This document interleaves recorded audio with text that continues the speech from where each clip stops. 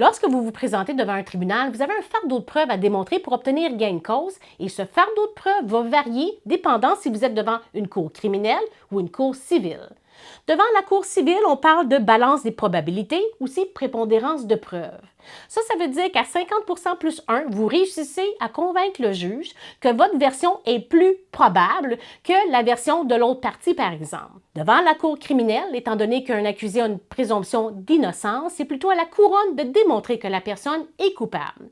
Donc, si, par exemple, devant le juge, il va croire votre version des faits, à ce moment-là, vous allez être acquitté.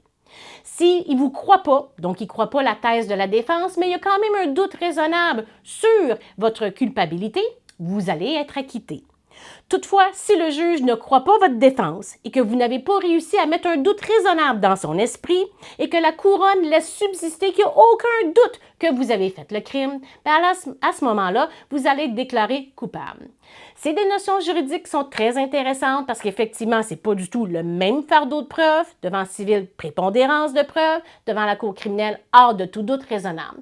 Donc, c'est important de comprendre cette nuance-là en cas que vous vous présentez devant le tribunal et ainsi vous préparer correctement.